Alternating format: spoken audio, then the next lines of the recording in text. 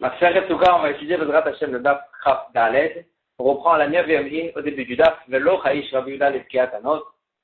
Juste pour récapituler, pour se remettre dans le sujet, la Gemara avait ramené une braïta dans laquelle on avait vu une marloquette à savoir est-ce qu'on pouvait faire prélever les prélèvements qu'on doit faire sur le vin, par exemple, de façon rétroactive. C'est-à-dire une personne, elle achète du vin, elle n'a pas le temps de faire les maasot, parce qu'on se trouve juste avant Shabbat, par exemple, et alors elle va dire que ce qui va rester à la fin du tonneau, ça va être rétroactivement, ça va être cette partie-là que dès maintenant, elle sera considérée comme les prélèvements, comme les trumot ou maasot.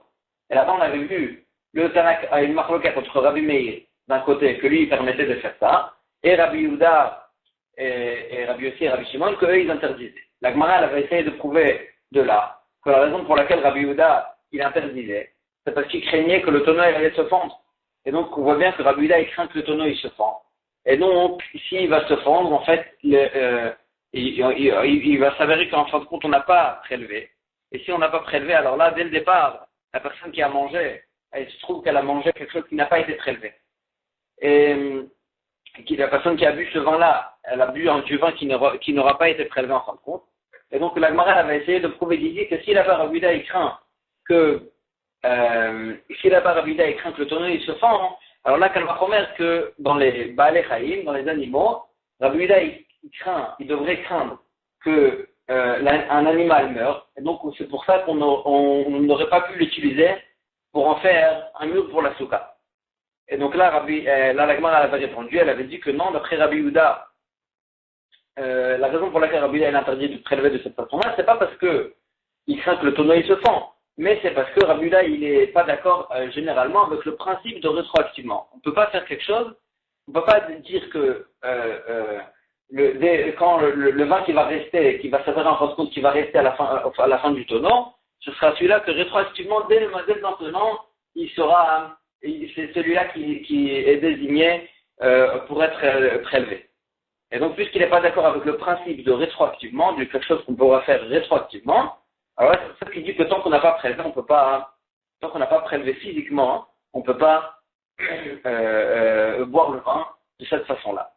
Et là, la Gemara, elle continue et elle dit, est-ce que Béhémet, Velo Chaïsh, Rabbi Yehuda Leskiat Anot, est-ce que tu peux dire que Rabbi Yehuda, Béhémet, il ne craint pas que le tonneau il se fend? Véhami, dès que tu n'en sais pas, pourtant dans la sépa de cette même braïta, on voit. Amroul le Rabbi Meir, Rabbi Yehuda et les autres Tanaïm qui n'étaient pas d'accord avec lui, ils ont dit à Rabbi Meir que lui, il permettait de prélever de cette façon-là. Ils lui ont dit, Iata Modeh Shema Yibaka Anod, est-ce que tu n'es pas d'accord avec nous qu'on devrait craindre que le tonneau il va se fendre, il va peut-être se fendre? Et cette personne-là qui a bu le vin en s'appuyant sur le fait que le lendemain, il allait, le vin qui allait rester, ça sera celui qui l'est prélevé. Et donc, si le tonneau va se fendre, alors on ne va pas prélever le lendemain. Et donc, cette personne-là, il s'avérait qu'il a bu du vin qu'on n'a pas prélevé les trumot ou maasot. Et donc, il aura transgressé cet interdit. Donc, comme ça, eux, ils ont dit à Rabbi Meir, Ve'amar lehu. Et Rabbi Meir, lui, il leur a répondu, Likshibaka. S'il va se fendre, il va se fendre. Mais nous, on ne craint pas maintenant qu'il va se fendre. Parce que généralement, il ne se fend pas en tonneau. Et donc, ça veut dire que Michlal, Dechaïsh Rabbi Yehuda, puisque Rabbi Yehuda, il a dit cet argument à Rabbi Meir, ça veut dire que Rabbi Yehuda lui-même, lui, il craint que le tonneau, il se fend, et c'est pour ça qu'il interdit. Et non pas parce qu'il n'est pas d'accord généralement avec le principe de rétroactivement.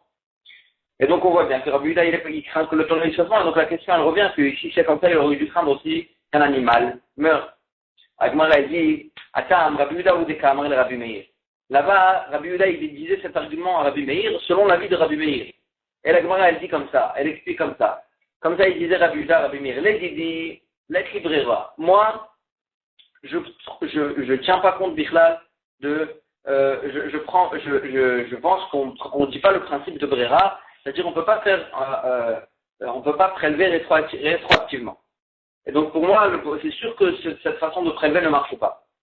Et là, les didars, c'est Yesh Brera, mais d'après toi que tu penses qu'on peut prélever de cette façon-là, et on peut dire rétroactivement que c'est ça le prélèvement, Iata Modeh des Shema Yibaka Anod, est-ce que tu ne seras pas d'accord avec moi qu'on ne peut pas prélever de cette façon-là à cause d'un autre argument, que peut-être que le tonneau va se vendre? C'est-à-dire qu'il a dit cet argument selon l'avis de Rabbi Meir. Mais moi, lui-même, Rabbi Yehuda, il pense qu'on ne devrait pas craindre généralement qu'un tonneau il se fend. Juste, il dit cet argument, selon ton avis, toi, Rabbi Meir, peut-être que toi, tu crains, oui, que le tonneau, il se fend. À Marley, et sur ça, Rabbi Meir lui a répondu, s'il se fend, il se fend. Mais moi, je ne crains pas qu'il se fend.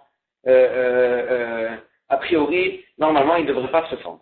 Et donc, bien, quand Rabbi Uda, il a dit cet argument à Rabbi Meir, c'est pas parce que lui-même, il pensait généralement, on craint que quelque chose se fend. Mais juste, c'est parce qu'il disait ça selon l'avis de Rabbi Meir lui-même. Et la Gemara continue, elle dit, Velo Haïch Rabbi Uda Lebita, est-ce que tu peux dire que la raison pour laquelle Rabbi Uda, il a permis de faire un dauphin avec un animal, c'est parce que lui, Rabbi Uda, il craint pas que l'animal meure. Est-ce que Rabbi Uda, généralement, il craint pas il craint pas que la personne meure? Pourtant, il y a écrit dans la Mishnah, dans ma Sechet Yuma, Rabbi Uda, il dit, au sujet du Kohen Gadol, pendant Yom Kippour, qu'on apprend du passage que le Kohen Gadol, pour faire la Avoda, il faut qu'il soit marié. Et donc, là-bas, Rabbi Uda, il disait, Rabbi Uda, il disait, ils ont préparé au Kohen Gadol une nouvelle femme, une autre femme, une deuxième femme, de peur que sa femme meure pendant Yom Kippour, et il va se retrouver sans femme, et qu'il ne soit pas marié. Donc on lui préparait une deuxième aussi, comme ça, il serait marié de toute façon. Ça veut dire que Rabbi Uda, il craint que sa première femme, elle meure. Donc Rabbi Uda, généralement, il craint à la mort. Agmara dit, Aïtmarala, ça on a dit là-bas, Amar Ravuna, Bride Rabbi Yishua, Ma'ala, Tsube Kapara. Ravuna, le fils de Rabbi Yishua, il dit, généralement, on ne craint pas qu'une personne ou qu'un animal meure, mais pour la kapara de Yom Kippour, ils ont fait quelque chose de spécial pour que la kapara soit dans tous les cas, même dans des cas qu'on ne craint pas généralement, on a préparé une autre femme pour le Kohen Gadol. La Gemara, elle continue l'analyse et elle dit comme ça. Ben leman de Amar Shema Tamut, Ben leman de Amar Shema Tivra. Que ce soit d'après, on avait vu deux avis pour expliquer l'avis de Rabbi Meir, pourquoi un animal n'est pas cachère pour former un dauphin, un mur pour la souka. Et on avait vu deux avis pour expliquer ça, ou parce que on craint que l'animal va mourir et qu'il va tomber, et donc le mur va se casser, ou bien on craint que l'animal va se sauver. Et la Gemara a dit que ce soit d'après cet avis-là ou cet avis-là, tout ça c'est des xérotes des rabbanan. On craint qu'il va arriver quelque chose, c'est pour ça qu'a priori déjà on a interdit de faire ce mur-là, de la souka. Même idéoraïta, même idéoraïta. Tant que l'animal il est là, il n'est pas mort, il ne s'est pas sauvé, Midéoraïta, c'est une véritable mechita, un véritable mur.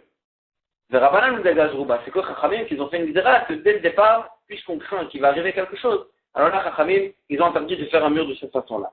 Et la Meata, si tu dis comme ça, que Midéoraïta, le mur qui est fait avec un animal est considéré comme un véritable mur. Les Rabbi Meir, d'après Rabbi Meir, Tituma Mishum Golan, une BMA qui couvre un kever, qui couvre une tombe ou un cercueil, aurait dû recevoir la touma spéciale de Golal, du Golal. Le Golal, c'est le couvercle du cadavre. Al-Matnan. Pourtant, ça veut dire si un animal peut former une mechita, midéoraïta, alors là, elle doit prendre la touma aussi d'un cercueil, parce qu'elle serait considérée comme quelque chose, comme une tombe.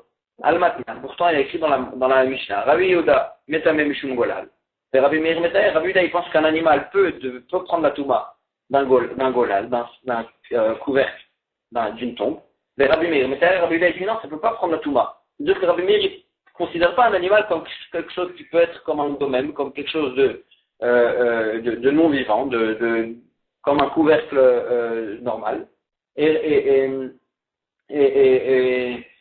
donc c'est pour ça que ça ne prend pas la touma. Or chez nous on a vu que Rabbi Meir, Midéoraïta, il pense que ça peut être une mechita dans la souka. Donc ça aurait dû lui prendre la touma de Golal. Et là, tellement Rabbi Yaakov il dit que la raison pour laquelle Rabbi Meir il a permis, la raison pour laquelle Rabbi Meir il a interdit de faire le mur de la souka, c'est pas des xéros midérabanan, mais c'est Midéoraïta déjà que le mur de la souka il est pas soul quand on le fait avec un animal. Et donc il dit, Kassava Rabbi Meir, Kol Mechitza chez, et donc c'est quoi, pourquoi? Pas un animal, c'est interdit. Kol Mechitza, chez Omedet Beruach, Baruach, et la Mechitza. Toute Mechitza qui tient que avec du vent, du souffle, et la Mechitza n'est pas considérée comme une Mechitza. Et donc un animal qui tient grâce à son souffle de vie, il ne peut pas être considéré comme une Mechitza. Ikade Amre. Il y en avait qui disaient de façon un peu autre. Amar Rabba Yaakov, Tashava Rabbi Meir, sur la raison de Rabbi Meir, Kol Mechitza, Sheena Atzia, Bidei Adam, Ena Mechitza. Toute Mechitza qui n'est pas faite avec les mains de la personne, c'est pas considéré comme une Mechitza. Et un animal, il est fait Bidei Shamaïm, c'est-à-dire le fait qu'il est vivant maintenant, c'est grâce au souffle de vie qu'il a, qui est pas fait avec la personne. C'est pas quelque chose de Bidei Adam. Et donc c'est pas considéré comme une Mechitza. Agmar Gimai Ben Ayou, quelle est la prémina entre les deux l'échelon? Est-ce que c'est parce que c'est une mechitza qui tient avec du souffle, avec du vent, ou bien c'est parce que c'est quelque chose qui n'a pas été fait avec la personne? Ika benayou, la nafkamina elle est, beukma benod tafouar. Si on a fait tenir le mur de la souka avec quelque chose, avec un ballon gonflé, par exemple. Et donc là, ça tient avec du souffle. Et donc, mais d'un autre côté, c'est pas quelque chose qui a été fait avec la personne.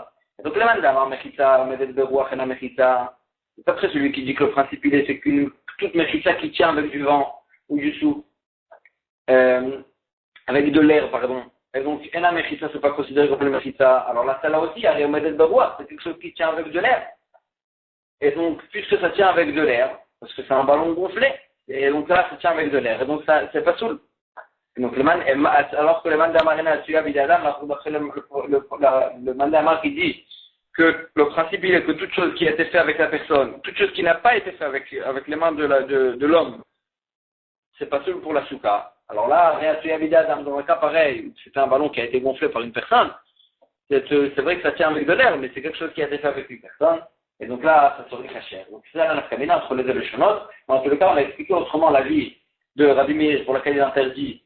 La raison pour laquelle il est interdit de faire le mur de la souka avec un animal, c'est non pas à cause d'une derabanan qu'elle va mourir ou qu'elle va se sauver, mais à cause d'un principe midoraita que un animal ne peut pas former un mur d'une souka, ou bien parce qu'il n'a pas été fait bidei Adam, ou bien parce qu'il tient avec de l'air, et donc puisque c'est un argument midoraita, ça ne peut pas être considéré comme une mechitza.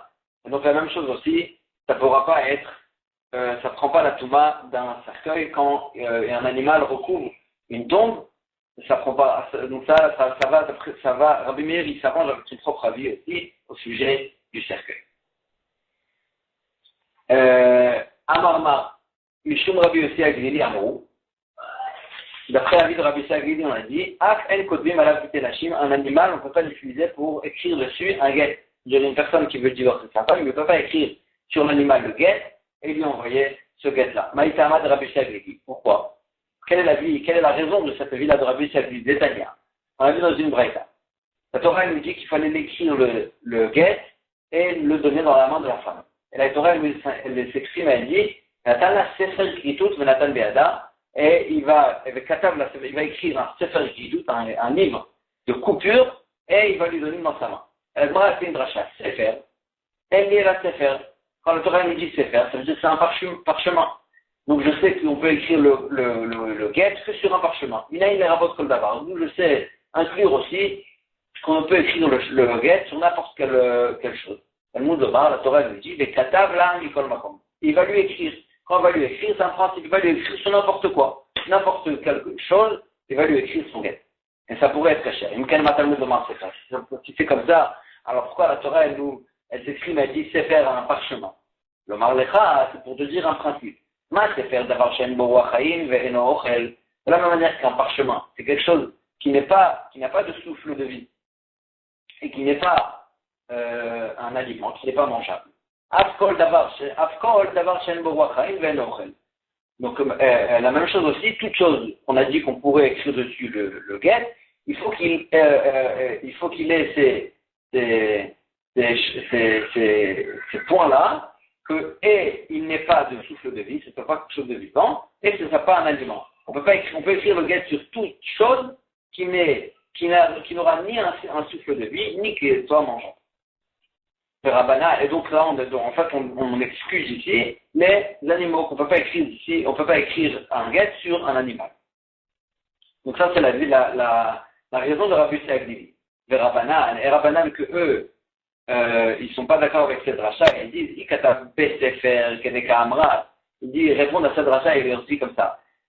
s'il y avait écrit dans la Torah, il va lui écrire Kritout, une coupure, Sefer dans un livre. Là, Kedek Amrat, il aurait fait la dracha comme Rabbi Saglili. Et il aurait dit que la Torah veut nous dire qu'on écrit le guet que sur quelque chose qui ressemble au parchemin. C'est-à-dire qu'il soit ni mangeable, ni qu'il ne de souffle de vie.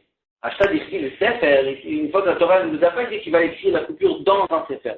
Il va écrire Sefer Kritout, un livre de coupure. La Torah ne va pas nous dire dans quoi il faut écrire la coupure. Elle veut juste nous dire Sirat Varim Ba'alma. La Torah Sefer ici, c'est pas, ça vient pas nous dire dans quoi il faut écrire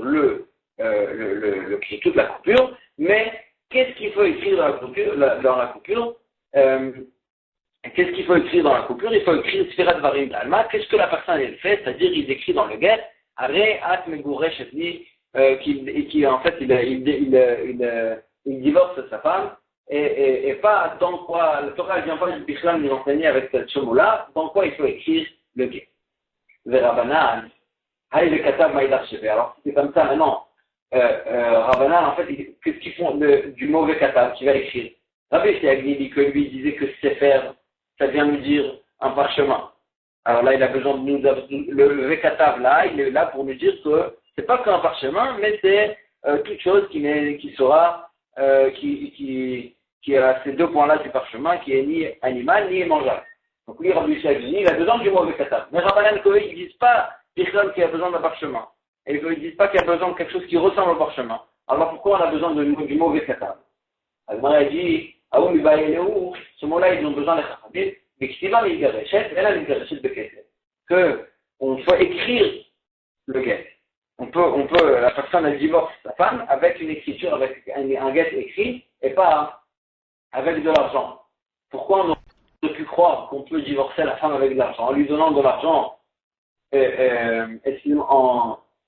en lui donnant de l'argent. Pourquoi on aurait pu croire qu'on pourrait divorcer une femme en lui donnant de l'argent? J'aurais pu croire, oui, il est caché ici à la Vaya, puisque la Torah elle a fait un ékesh entre le fait que la femme elle va se divorcer et le fait qu'elle va se remarier après. La Torah nous dit et qu'elle va sortir de la maison de son mari avec le guet et elle pourra aller se marier avec une autre personne. Donc il y a un ékesh entre le divorce et le mariage. J'aurais pu croire, Vaya avec Kesef, de la même manière que on marie une femme avec de l'argent, affilié avec elle. On apprend d'ici que même aussi le divorce peut se faire avec de l'argent. Ça marche pas là, c'est pour ça qu'on a besoin du passou qui nous dit Vekatav, que le divorce il doit être écrit et non pas avec de l'argent. Le Rabbi Yossi Admini, d'où il apprend ça. Il va ramener à d'où il apprend cette logique. Mais Sefer Kritout Nafkele, il apprend ça du mot du passou qui le Torah lui dit Sefer Kritout. Un livre de coupure, c'est un compta, ben d'avoir fait compta. C'est que le livre qui pourra couper le mari, mais pas quelque chose d'autre, mais pas l'argent. Veida, après, Chachamim, qu'est-ce qu'ils apprennent du mot Sefer? Aoumi Bayele, les Davar, la Corette, Bena le Bena.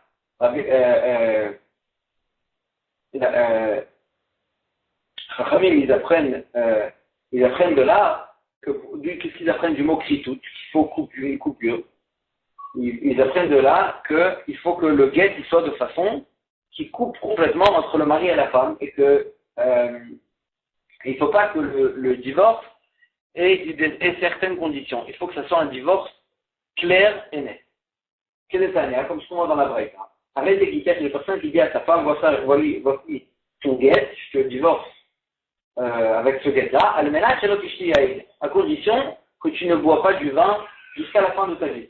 Ou bien à condition que tu ne vas pas chez ton père à jamais, à tout jamais. Alors là, en fait, qu'est-ce qui se passe avec cette femme-là? Si on pourrait faire un guet d'une façon pareille, alors là, toute sa vie, le guet il sera dépendant de quelque chose qui, après 40 ans, la femme, elle est partie chez son père, ou bien elle a bu du vin. Alors là, le guet il va s'annuler parce que la condition est arrivé. Et donc, un guet comme ça, c'est pas un guet qui a coupé entre le mari et la femme, parce qu'ils sont tout le temps, la coupure, elle est tout le temps dépendante. Et donc, c'est pas considéré comme une coupure, et ce guet-là, il n'est pas valable dès le départ. Mais s'il a dit Kol Shoshim Yom, s'il a dit que tu bois pas, je te donne tout ce guet, à condition que tu bois pas du vin pendant 30 jours, ou bien si tu vas pas acheter ton père pendant 30 jours, arrête d'écrire tout. Là, c'est considéré lui comme une coupure, parce que après 30 jours, le guet il est valable à tout jamais, et ils ne seront pas dépendants l'un de l'autre à tout jamais, et c'est que pendant 30 jours. Et donc c'est lui considéré comme une coupure entre le mari et la femme, donc c'est un guet qui est valable. Donc en fait, lui, il apprend ça à la fin que le guet, il faut qu'il soit une coupure, du fait qu'il y a écrit et tout. Mais il a, et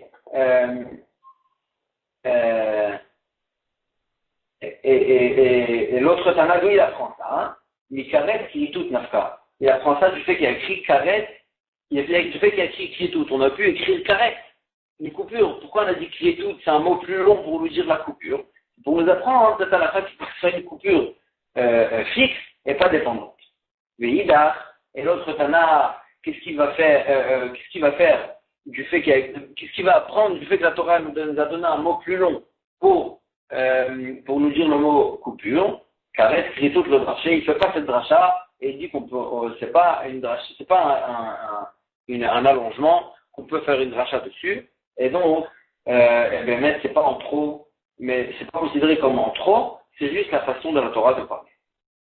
Et donc en fait on a répondu à tout le monde comment chacun il apprend sa shita, et Rabbi Yossi Aglili et Chachamim, des psukim au sujet de la halachot de Ker. Et on prend la prochaine Mishnah, elle lui dit comme ça. Alors c'est sukato ben ilanot, va ilanot befanot là, shera. Une personne qui fait sa souka entre les arbres, et il utilise les arbres pour former les murs de la souka, kshera. La souka, elle est kshera, il n'y a aucun problème de faire une souka pareille que les arbres qui l'entourent, ce sera ça, les murs de la souka, à condition bien sûr que ça a toute la halachot de souka, que ça a toutes les mesures qu'il faut pour former les murs de la souka. Bien sûr que le srach, il ne le fait pas avec des arbres qui sont plantés dans la terre, parce que le srach, il faut le faire avec quelque chose qui est déraciné de la terre. Amar Rava Chaba Yaakov. Rava Chaba Yaakov dit Kol mechita she'ena yechola la'amod beruach metzuya, ena mechita. Tout mur qui ne tient pas avec un vent habituel n'est pas considéré comme une mechita, comme un mur. On ne peut pas former un mur avec quelque chose qui ne tient pas avec un vent habituel. Nan, la Gemara, elle ramène notre Mishnah. Elle dit comme ça. Là, Shera. Une personne qui fait sa souka entre les arbres, et c'est les arbres qui forment les sanot, c'est caché. Moi, elle pose la question, pourtant, les murs, ils bougent avec le vent. Les arbres normaux, quand il y a un peu de vent, ça bouge, ça fait des allers-retours. Et donc, ça ne devrait pas être considéré comme une mechita, d'après le principe qu'il nous a dit Rava Chaba Yaakov. Elle dit, ici, de quoi on parle? Des cachis. On parle des arbres qui étaient durs, des troncs qui ne bougeaient pas. La Gemara a dit Vaikanofo. Pourtant, les murs, ils sont faits aussi avec les branches et les feuilles de cet arbre. Et donc, ça bouge, lui, avec le vent. La Gemara dit David Beutsevedafna, il a renforcé, en fait. Il a rattaché toutes les branches avec des morceaux de palmier et des branches de palmier. Et donc, il a fait de cette façon-là que ça ne bouge pas. Moi, elle a dit, si c'est de mettre comme ça, qu'il a tout renforcé et que ça ne bouge pas du tout, Maïl et Memra, quel est le chidouche? C'est sûr qu'on pourrait faire c'est sûr qu'on pourrait utiliser les arbres quand ils sont faits de cette façon-là pour en faire des murs de la souka. Quel est le chidouche? Elle m'a dit, j'aurais pu croire un exor, j'aurais pu croire qu'on fait une xéra de ne pas permettre à faire les murs de la souka de cette façon-là. De peur que pendant Yom Tov de Sukkot, il va s'en servir de l'arbre, il va pendre son manteau ou son chapeau sur l'arbre, et il va alors qu'on sait que pendant Yom Tov, on n'a pas le droit d'utiliser à n'importe quelle utilisation un arbre. Et donc, c'est pour ça qu'on aurait pu faire une xéra de ne pas former les murs de la souka avec des arbres. C'est pour ça qu'on nous apprend que oui, on a le droit de les utiliser. C'est ça le chidouche. Mais on parle des arbres qui sont bien attachés, et donc c'est pour ça qu'il n'y a pas de problème de ce point de vue. Tashma, Agmara ramène encore une autre preuve à ce sujet-là. Aya Shamilan, au Gader. S'il y avait là-bas un arbre ou bien un mur, ou Mechisat Kanim, ou bien un muret qui était formé avec des roseaux, Lidon Mishum Diomad. On peut le considérer comme un diomade. C'est quoi un diomade? Un diomade, c'est le sujet de la Halachot Shabbat. On sait très bien qu'on a pas le droit de transporter dans le Reshut Harabim pendant Shabbat. Maintenant, une personne qui puise de l'eau. Alors là, dans le puits lui-même, c'est considéré comme un Reshut Hayachid. Et quand il sort l'eau du puits pour la boire à l'extérieur, alors là, il sort l'eau en fait du Reshut Hayachid, le Reshut Harabim. Alors là, il y a une halakha spéciale qui nous dit que si autour du puits, il y a dans les quatre coins, il y a quatre angles, que dans chaque coin, il y a en fait deux petits murs qui forment un angle, chacun une amas de chaque côté, et comme ça de chaque coin, à chaque coin, il y a un angle pareil, d'une amas de chaque côté, et donc ça forme comme un carré virtuel. Alors là, on peut sortir l'eau du puits tant qu'on est à l'intérieur de ce carré virtuel qui est formé grâce à un angle qu'il y a à chaque coin de ce carré-là et qui est formé d'un angle d'une amas de chaque côté en angle droit. Et donc, ça c'est considéré comme un diomade, ça s'appelle. Maintenant, la Mishnah là-bas dit qu'un arbre ou bien un mur ou bien des roseaux qui forment cet angle droit de chaque côté, peuvent être considérés comme un diomade et permettre à la personne de boire et de sortir de l'eau du puits dans ce diomade-là. Pourtant là-bas, aussi c'est des choses qui bougent avec le vent, et quand même c'est considéré comme une mechitza. Mais là-bas aussi on parle d'un cas où il a renforcé les murs qu'il a fait avec les arbres ou bien les roseaux, il les a renforcés avec des branches et de palmiers, et donc on parle d'une façon de mettre que ça ne bouge pas avec un vent habituel, et donc puisque ça ne bouge pas, c'est pour ça qu'on peut le considérer comme un diomade. Tashma, la Gemara essaie de ramener encore une preuve à ce sujet. Il a un mesech à la arrêt, s'il y avait un arbre, que ses branches, elles retombent sur le parterre,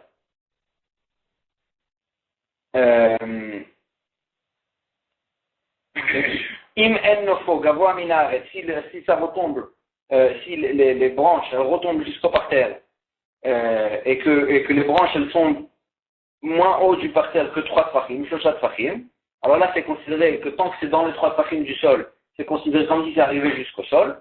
Et donc là en fait, quand là, une personne se trouve à l'intérieur en fait, à côté du tronc, alors là elle a des murs de tous les côtés, parce que toutes les branches elles retombent par terre.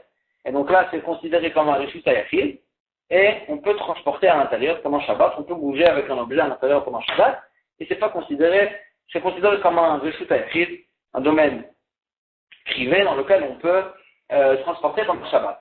Agmara dit Amaï là-bas aussi, comment tu peux considérer que ces branches-là, elles forment une mechissa autour de la personne, et donc tu peux transporter à l'intérieur. Pourtant ça bouge, hakazil daté, avec un vent habituel, c'est quelque chose qui bouge. Et donc comment tu peux considérer ça comme une mechissa? Agmara dit Atam Nami, là-bas aussi on parle d'un cas qu'il a renforcé ces branches-là, il les a attachées avec des branches de palmier, et donc ça ne bouge pas avec le vent. Alors on a dit ici c'est comme ça, il est tel de couler, on pourrait transporter dans un endroit pareil, pendant Shabbat, même qu'il ait n'importe quelle taille, cet endroit-là, dans dessous de l'arbre, on aurait pu transporter à l'intérieur, Alma. Pourtant, Amar Abuna Brede Rabbi Yoshua. Rabuna, le fils de Rabbi Yoshua, il a dit, El Betal Telimbo, El Abet Saatayim. On ne peut transporter dans un endroit pareil, que si il fait moins que Bet Saatayim.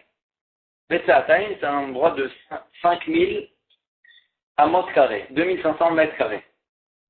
Pourquoi? Parce qu'en fait, Minatora, on sait très bien que dans un reshut harabim, on n'a pas le droit de transporter dans le Shabbat, dans un reshut hayachid, on a le droit de transporter. Qu'est-ce que c'est un reshut hayachid? Quelque chose qui est entouré de mechitot. Maintenant, si quelque chose est entouré de mechitot, Chachamim, ils nous ont dit que c'est vrai que il n'y a pas de taille pour le Reshut HaYachid. Un Reshut HaYachid peut être un domaine privé de n'importe quelle taille, tout point de vue qu'il est de Mechitzot, qu'il soit fermé avec des murs.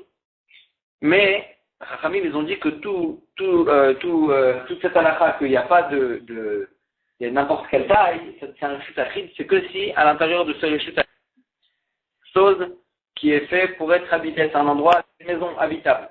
Mais si maintenant, par exemple, il y a un grand parc qui est entouré de Mechitzot, mais il n'y a pas d'habitation à l'intérieur, c'est pas un endroit qui est les Mechitzot, elles ne sont pas là pour former une habitation. Alors là, Chachamim, ils ont dit que peut être un Reshut HaYachid que si cet endroit entouré de Mechitzot, il fait moins que 5000 amot carrés, 2500 mètres carrés. Dès qu'il fait plus que 5000 amot carrés, alors là, on ne peut plus le considérer comme un Reshut HaYachid Vidal Rabbanan et on ne peut plus transporter à l'intérieur. Et là, la Gemara nous dit, si c'est vrai que cet endroit en dessous de l'arbre, c'est une personne qui l'a renforcé avec des Hutzav et Dafna, il a renforcé tous les branches qui retombent par terre, il les a renforcées avec des branches de palmier. Donc c'est une personne qui veut habiter à l'intérieur. Donc pourquoi tu me dis que tout ce qu'on peut transporter à l'intérieur, c'est que si ça fait moins de 5000 amot carrés. Si ça fait plus que 5000 amot carrés, on peut plus transporter à l'intérieur comme un endroit qui n'est pas fait pour être habité et qui est entouré de Mechitzot. Pourtant, si c'est une personne qui s'est fatiguée à bien renforcer toutes les branches, ça veut dire qu'elle va habiter à l'intérieur. Et donc, si c'est comme ça, on n'aurait pas dû dire que dans un endroit pareil, on aurait le problème et on limite que à 5000 amot carrés. Alors la Gemara dit Mishum De'avet Dira Shetashmisha Le'avir. La Gemara dit effectivement, on parle d'une personne qui a renforcé ça avec des Hutzav et Dafna, et donc elle veut habiter à l'intérieur. Mais quand même, c'est pas considéré comme un endroit pour avoir une véritable habitation, et donc c'est pour ça qu'on a cette limite de Beth Sa'atayim. Pourquoi c'est pas considéré comme un endroit qui a une véritable habitation? Mishum De'avet Dira Shetashmisha Le'avir. C'est pas une habitation qui est faite pour être habitée, pour habiter à l'intérieur. C'est pas ça la véritable raison qu'on habite là-bas. C'est la raison pour laquelle on habite là-bas, c'est parce que par exemple c'est un gardien des champs d'autour qui veut se trouver un endroit pour dormir et donc il se fait une cabane pareille. Mais toute la raison pour laquelle il est là-bas, c'est que pour l'endroit qui est à l'extérieur de cet endroit qui s'est fait en tant qu'habitation. Et donc Vechol dira, Shetashmisha Le'avir, El Metaltelim Bo El Asatayim. Et toute habitation que la véritable raison pour laquelle il habite, c'est pas parce qu'il veut habiter à l'intérieur comme une maison habituelle, mais c'est parce qu'il doit être à l'extérieur de cette maison, il doit garder les champs d'autour. Alors là, c'est considéré comme un endroit qui n'est pas une véritable habitation, et donc on aura cette limite à nouveau de Bet Sa'atayim, que si cet endroit-là, il fait moins que Bet Sa'atayim, on peut transporter à l'intérieur, mais s'il fait plus de Bet Sa'atayim, alors là, même si il est entouré de Mechitzot, on a cette limite de Bet Sa'atayim, que s'il fait moins de 5000 amot carrés, alors là, on peut transporter à l'intérieur, mais plus au-delà de 5000 amot carrés, c'est fini, on peut plus transporter à l'intérieur, bien qu'il soit entouré de Mechitzot. Et donc là aussi, c'est vrai que c'est une personne qui a renforcé, qui s'est fatiguée à renforcer ces branches-là pour en former une habitation, mais ce ne sera pas encore considéré comme une véritable habitation dans laquelle on n'a pas cette limite de 5000 amot carrés, parce qu'en fait, il est là pour pour être à l'extérieur. La raison pour laquelle il a renforcé cette habitation-là, il habite ici, c'est parce qu'en fait, il veut être à l'extérieur de cet endroit-là et garder les champs qui sont autour. Et donc, c'est pour ça qu'on aura à nouveau cette limite de Bet Sa'atayim. On va s'arrêter ici pour aujourd'hui.